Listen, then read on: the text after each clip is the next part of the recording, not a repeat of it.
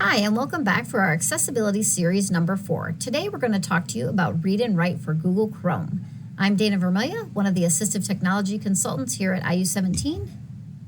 And I'm Chris Baer, and I'm also an assistive technology consultant.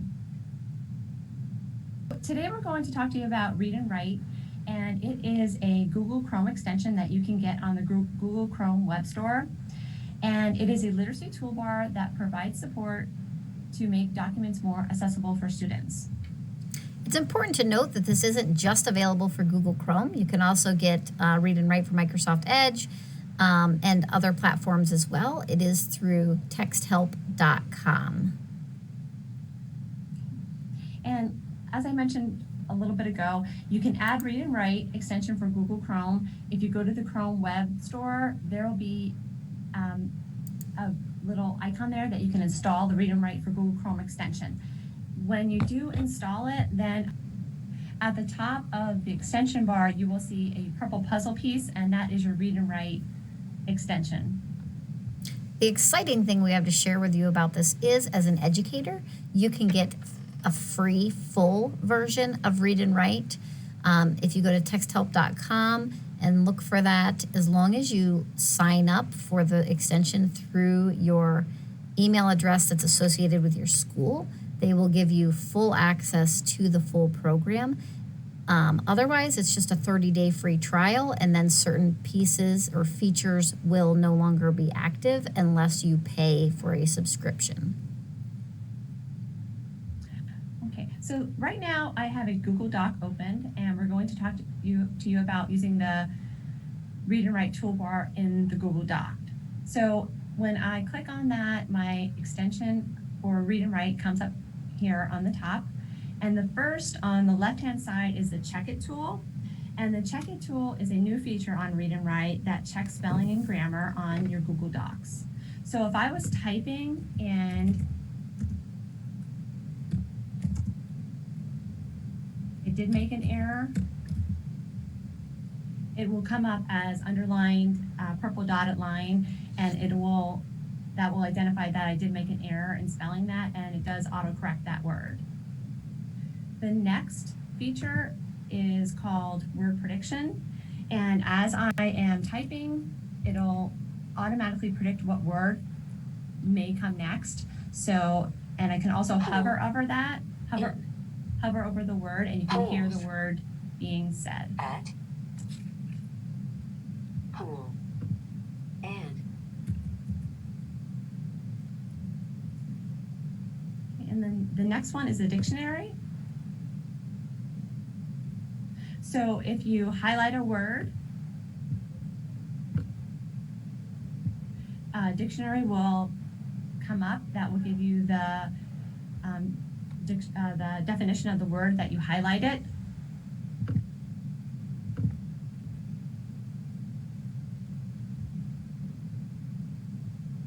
And then there's also a picture dictionary that will also show the student a visual of the definition of the word that was highlighted.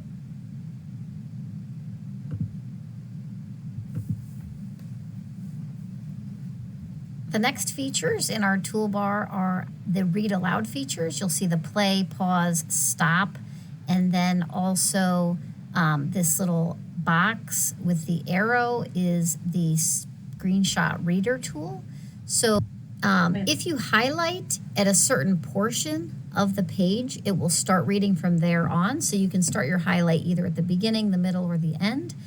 And wherever you start that is where the reading will start. It will continue on for the page until you press the pause or stop button. For the screenshot reader, that tool you can use to highlight just a specific part of the page, and it will only read that portion of the page to you.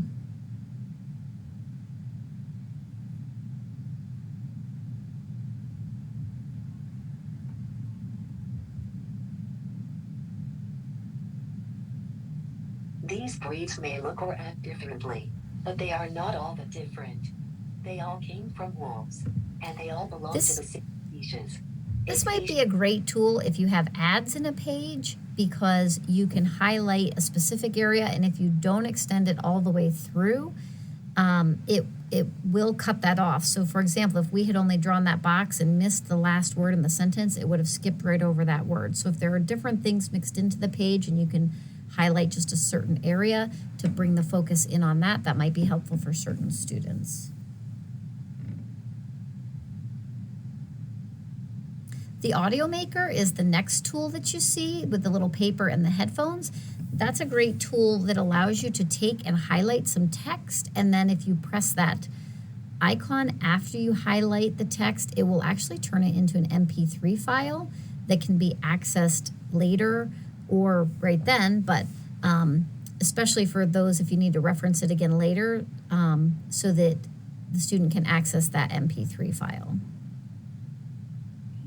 The next one is the web search or the fact finder. So if I highlight dogs and then I hit the web search, it will do a web search and give me different articles about dogs.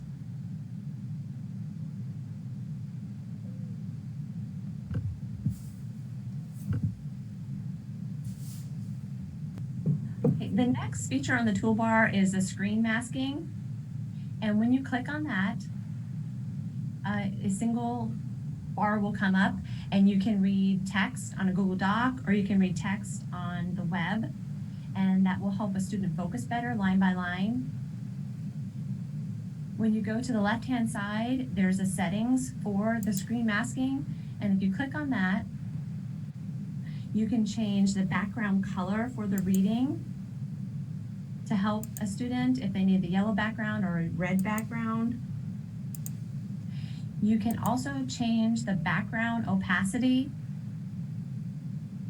to a different color.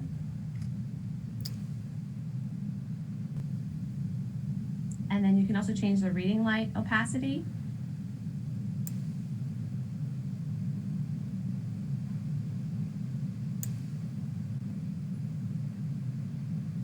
The reading light height, how high you want that bar to be.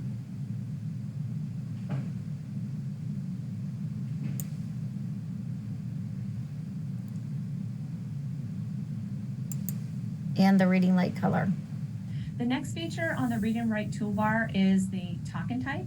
So if I click on that, I'm able to talk into a Google Doc. So it would be a speech to text option for a student to use while they're completing their assignments. And I already had that turned on, so that's why it started doing the speech to text.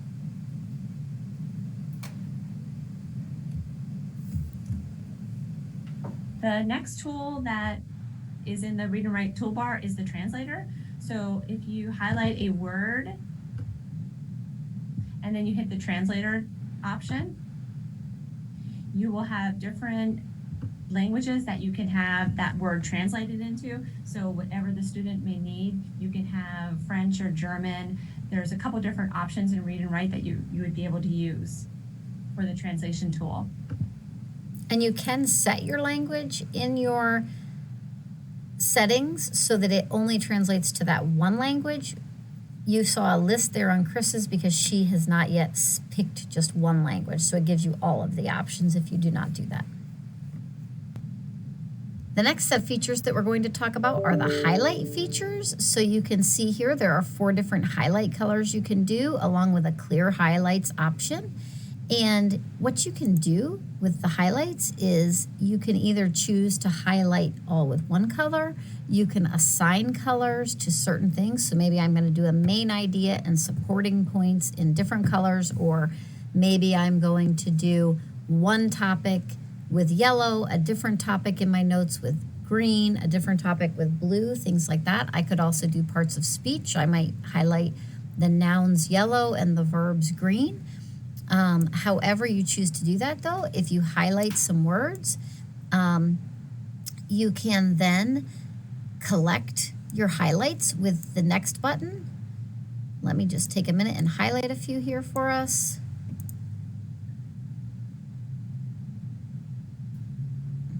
And then if I switch colors, so maybe I'm just gonna do some random colors here so that you can see what might happen. Maybe I want this whole quote. And then what I can do is I can choose to collect my highlights. So I can choose to collect only one color, to collect all of the colors, or just, certain colors. I can also sort them by color or by position, but I'm going to sort by color this time. And then when I hit OK, it's going to actually open them into a new Google Doc with just my highlights. This is a great way for students to go through their notes and, kind of develop that study sheet or study guide. It might help if they're doing some research for a paper. They might highlight certain key facts and collect those highlights.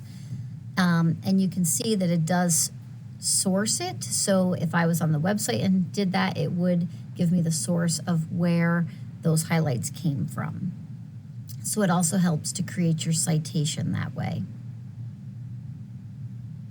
The next tool is the vocabulary builder. So if I went down and I wanted to create a list of vocabulary words that I wanted the student to be able to define and have different information about the vocabulary word, you would highlight the word, or the student would highlight the word. So I'm just going to highlight a couple words. Oops.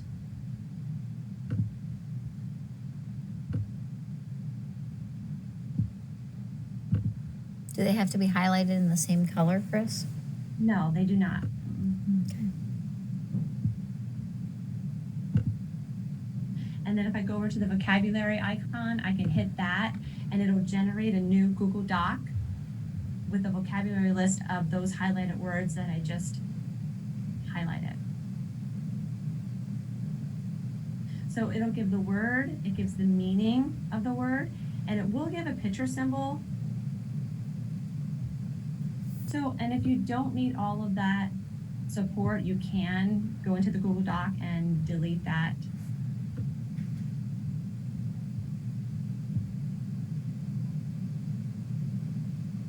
Okay, and then going back, I'm going to get out of that. Okay, so if you'd like to use the voice note on Read and Write, you can highlight a word or you can highlight a sentence and you can add a voice note to that. So if you are a teacher, you can make a comment about what a student wrote with using the voice note. So if I highlight this whole sentence and then I hit the voice note icon, this sentence looks great.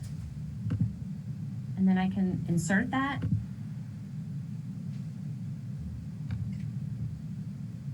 And then the voice note goes over to the side of the document page. Another piece with voice note is that might be a great opportunity if you have a student who's answering a question and they might type out a sentence or a little bit of information, maybe even just a word, but they're, if writing's difficult, maybe they want to do a voice note to expand on that answer so that you can give them full credit for that answer. And then you'll see where those voice notes are attached that it puts in that orangish highlight so that the teacher or the student know that a voice note is attached to that area.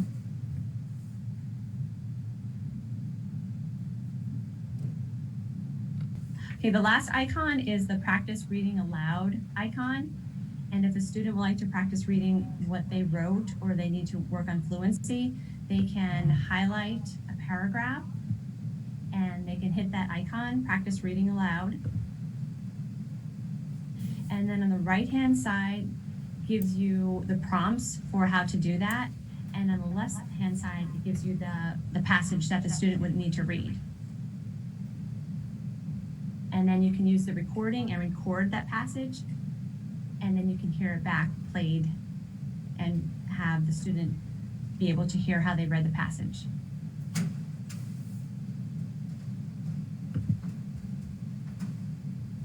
We spent time going over how you can use Read and Write with Google Docs, but there are a few differences if you're using it with a website or with a PDF. So we're just going to take a minute now with each of those to show you some of the differences with the toolbar on a website and also how to use it with a PDF. So when you're using it on the website, if you go to the left-hand side, you can move the Read and Write toolbar anywhere that you'd like to. So I'm going to keep it up there. And the next tool on the read and write toolbar is the hover speech. When you go into a website and you would like the text read to you, if you go to the hover speech and you click on that tool and you put the cursor near A it. total solar eclipse is rare. It happens when the moon lines up between the sun and the earth. For a brief moment, the moon blocks out the sun. The next And then you can stop that.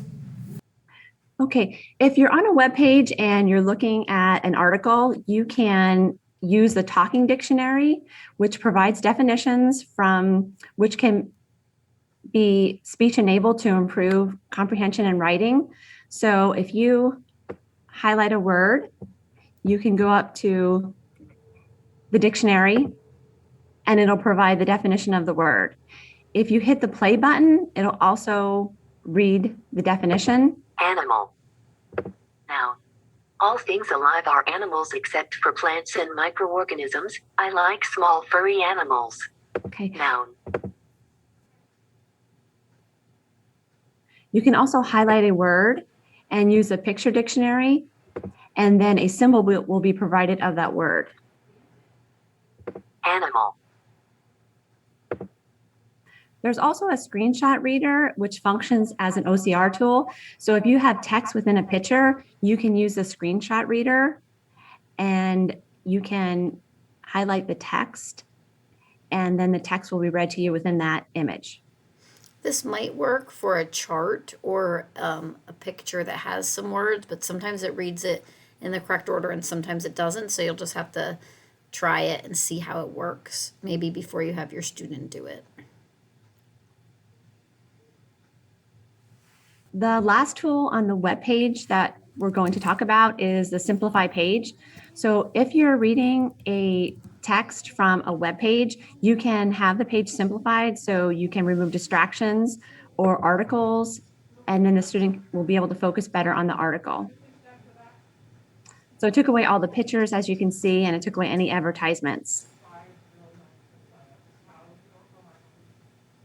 Show you about is the PDF tool. So if you are in your Google Drive, you can right click on a PDF and then you can click open with and you choose read and write for Google.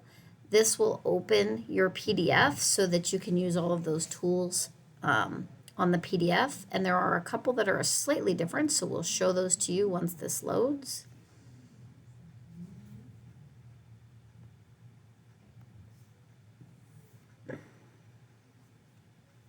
So as you can see, much like the other tools, most of these are the same. There's the click to speak.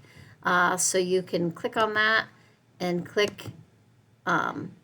Online learning for students with concussion and acquired brain injury. Blast IU17 Brain Steps team. So you can use that feature. The dictionary features are just the same as the website and in Google Docs, that you have your dictionary that will give you definitions, but also you can play it and hear it, and your picture dictionary. And the same with your read out loud tools and your screenshot reader. Again, that will act as an OCR reader if you need that. The translator is still there, along with your highlighting and vocabulary tools.